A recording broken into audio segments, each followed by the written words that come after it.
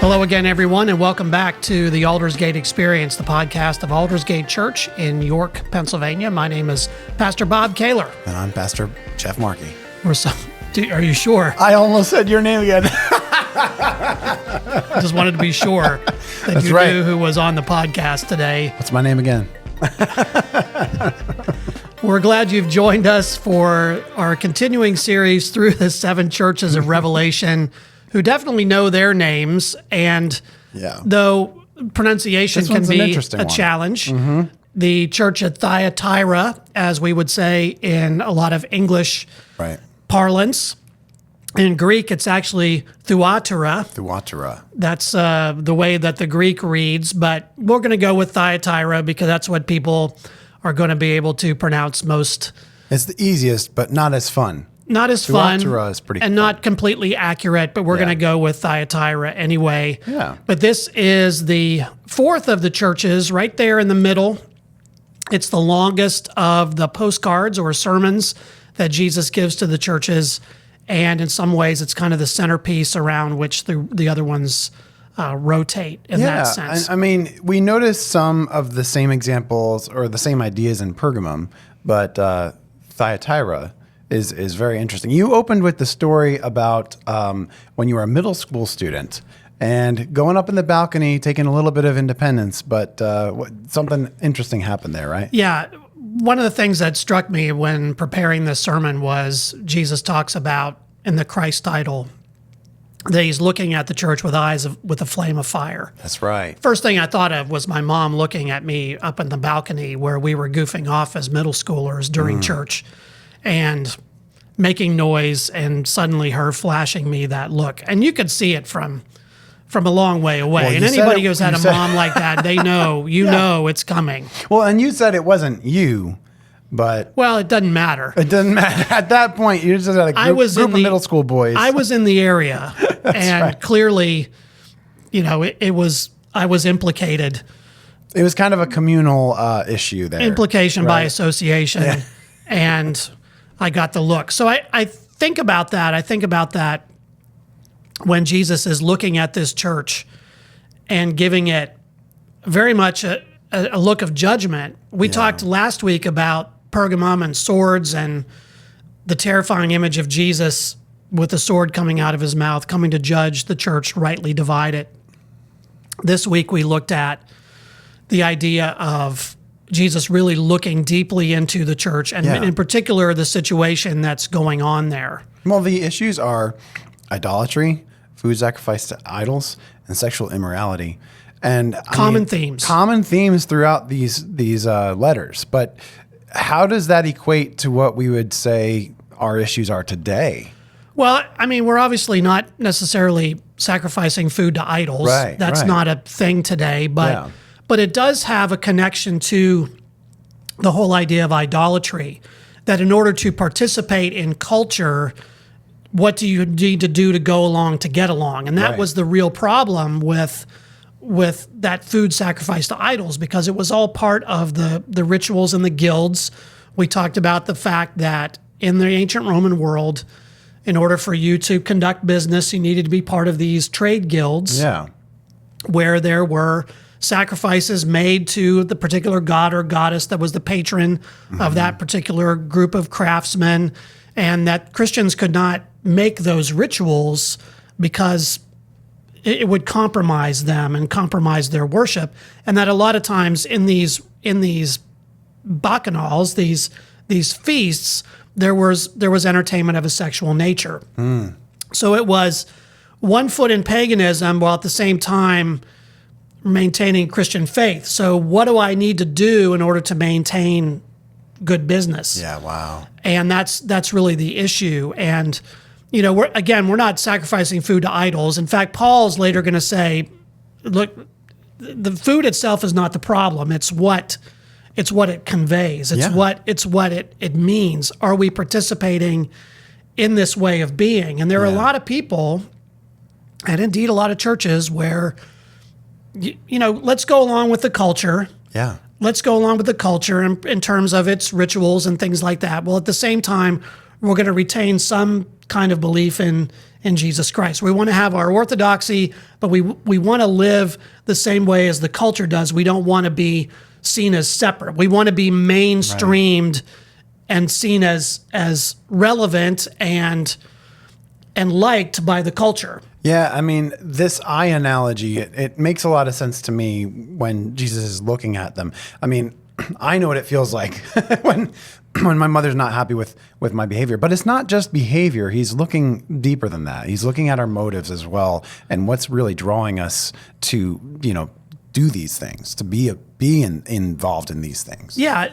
What is it that draws us? I mean, last week we talked about Balaam and his strategy, which was, hey, why don't you just distract these people with dancing girls, with feasts and things like that? That's essentially what's going on here. What we see in Pergamum, what we see in Thyatira, very similar situations. Indeed, this is a constant in the New Testament. We see it in Paul's letters. We see it in other places. These things are always conflated together. Right. Because they're idolatrous, and it doesn't have to be here's a stone idol that I'm going to worship. It can be anything that we make into an ultimate thing, and we give our homage to it versus our full allegiance to Christ. Right. So it could be money, it could be sex, it could be politics, it could be a lot of different things that we are going to orient our lives around in order to be seen as mainstreaming in the culture. And Jesus is saying to the church, no, you've got to stand apart, and you've got to deal with those who would draw you into that compromise, which is where the whole question about Jezebel comes into play. Yeah. So speaking of, it's interesting. So we looked last week at Pergamum, and we talked about Balaam and Balak. Now we have Jezebel.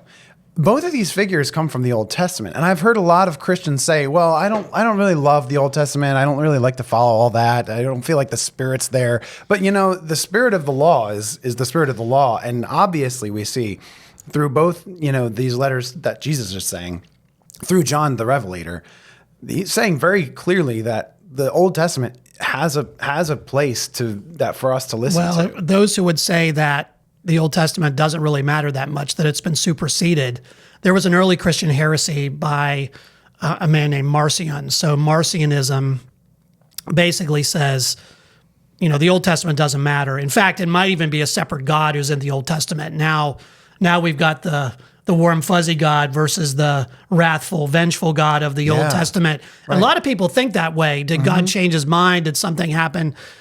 That's not the case. These two things are always drawn together. Think about Paul, think about Jesus, think about all the New Testament writers.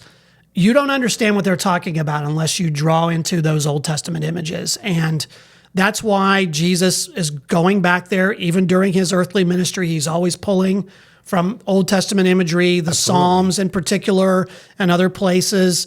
That theology is consistent throughout. It's just a matter of now, with Jesus coming on the scene, we see that law fulfilled and lived out in a particular person and given a sense of the intent behind it, which is what Jesus is saying in the Sermon on the Mount. I came not to abolish the law, but to fulfill it. In other words, I'm going to live that out. I'm going to take on its requirements. Right. But I'm going to show you the intent behind it. You've heard that it was said, but I say to you. Right. And so by drawing on these Old Testament images here in Revelation, he's taking us back into the story. So again, history doesn't repeat itself, but it does rhyme. Yeah. And that's what Jesus is saying here. Look, you've got this woman in your church there in Thyatira who is leading people astray, just like Jezebel of the Old Testament led King Ahab astray, led the northern kingdom of Israel astray. Yeah. And you've got to deal with this. And it's going to take some judgment on my part, he says, but it's also going to take you resisting those ideas. Yes. There is a lot of what he says, in the rewards for being a follower, for being faithful despite, despite the behavior that's happening around them.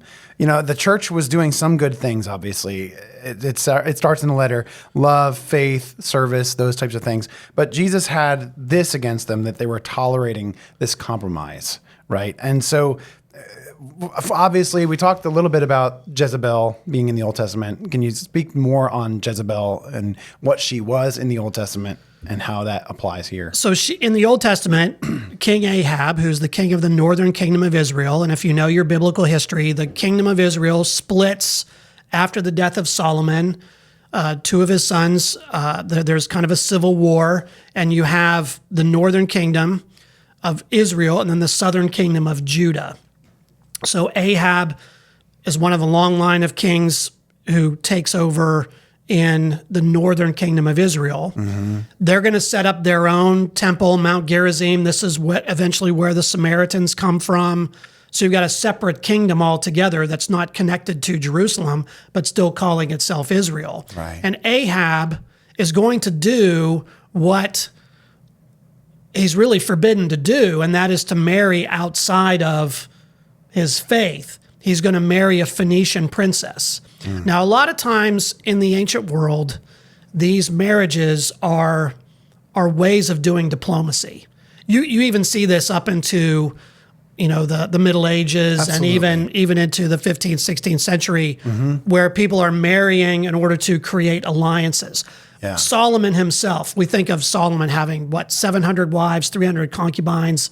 I always get those numbers. Yeah, I can't remember. Whether they're one or the other. Yeah. But we think, well, why? How could you possibly? Well, because he's making alliances with all of these other groups. And in this particular case, the alliance is more than political.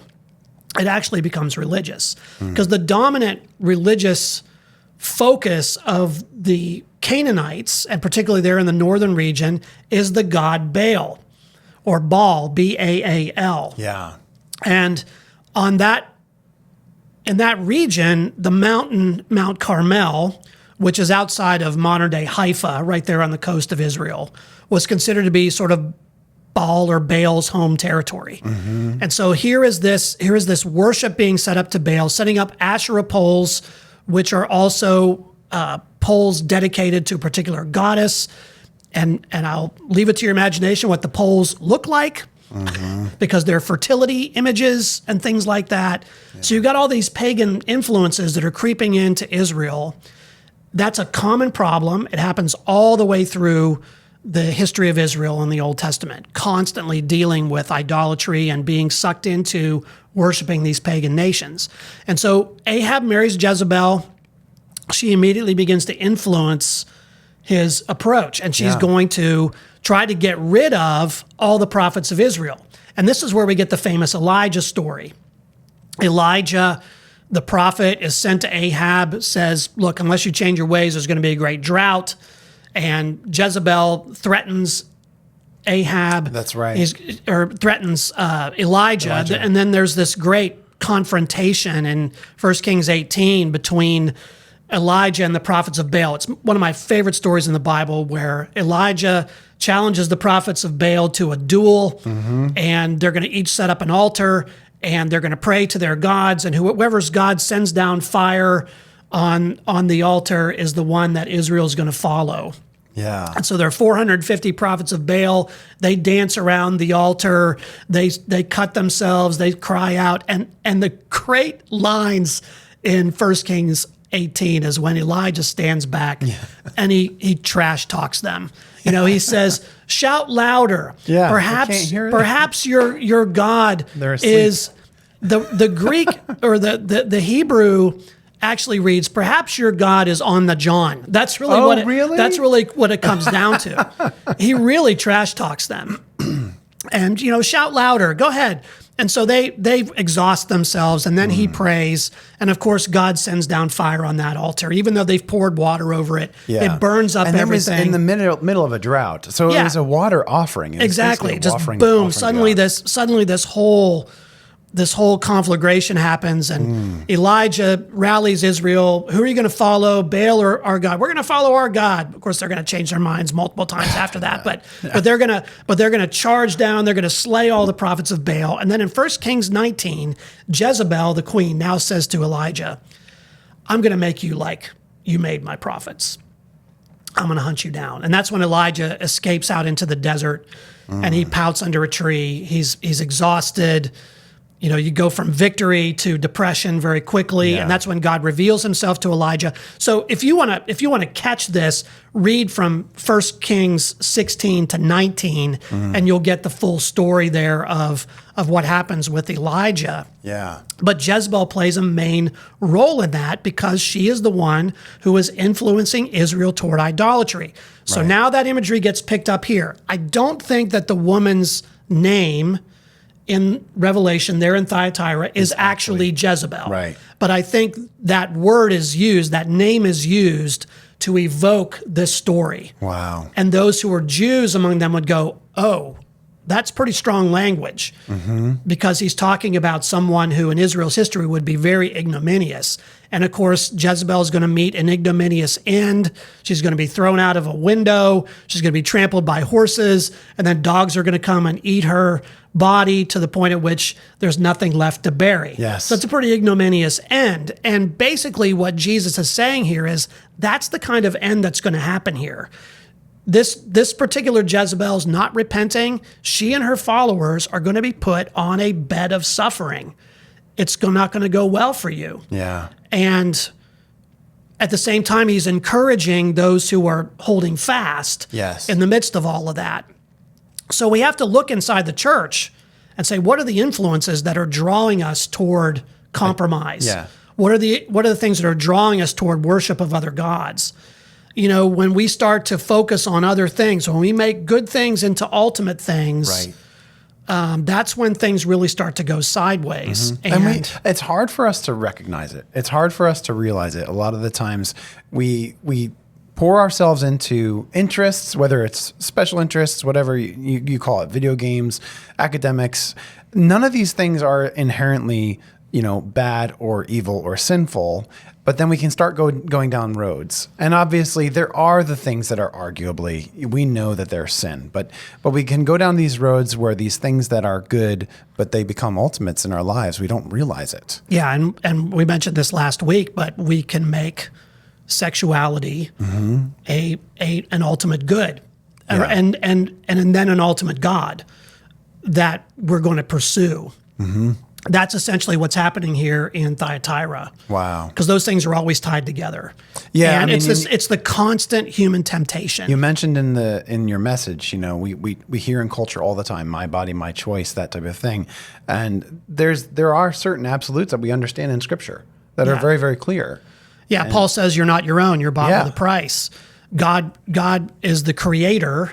God creates human beings in his own image. Therefore, God has some claim over what we do with our bodies. They're not separate. And that's the heresy of Gnosticism. Right. If Marcion wanted to separate the Old and New Testaments, the Gnostics wanted to separate the material and the spiritual world.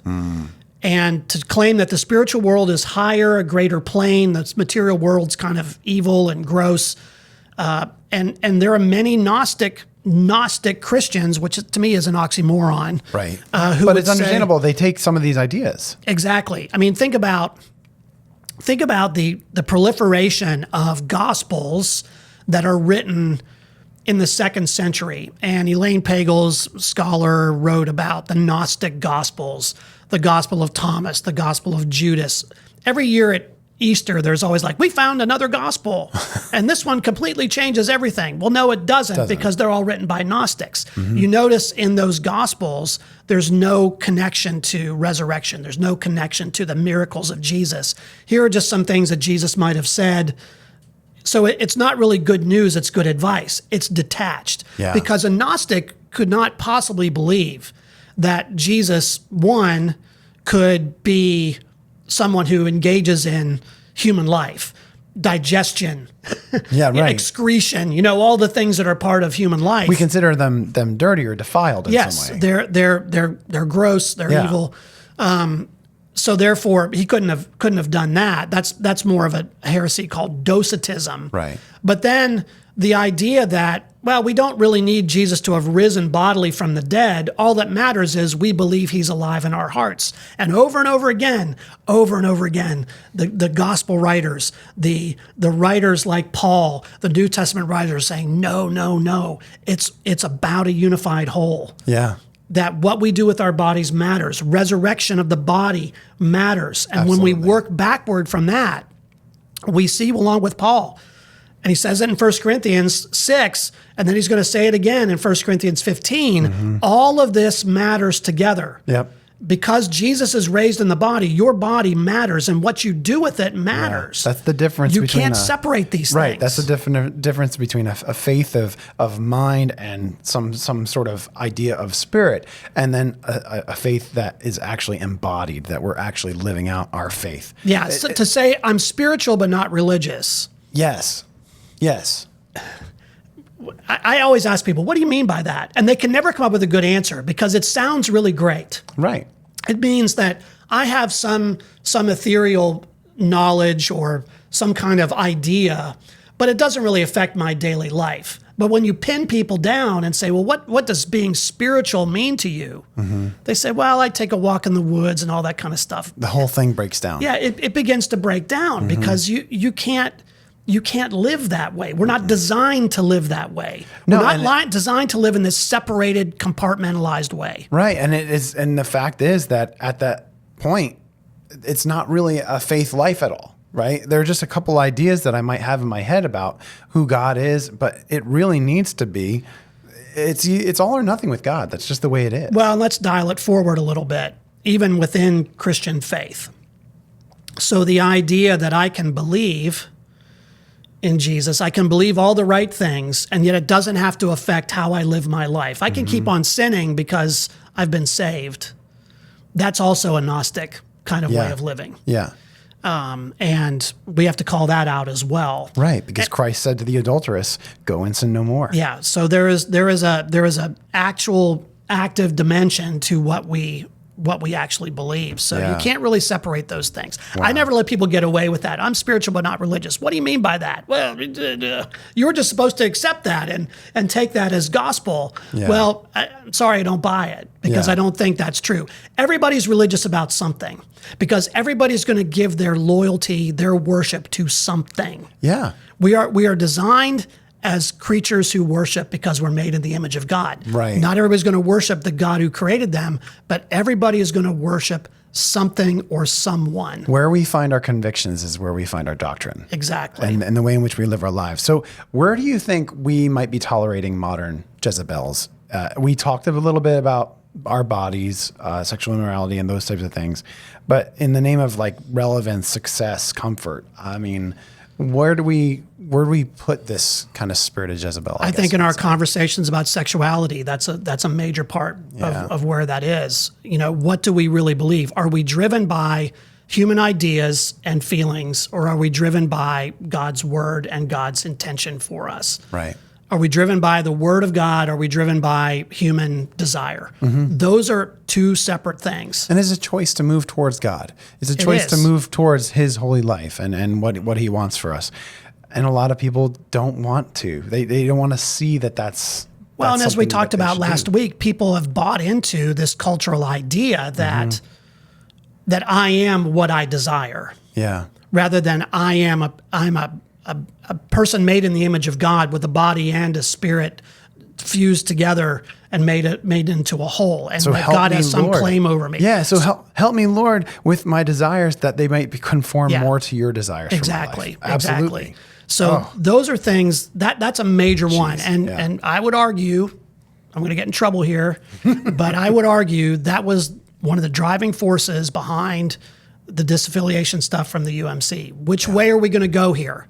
And are we going to be driven by what we feel, by what we, because that's always going to be changeable.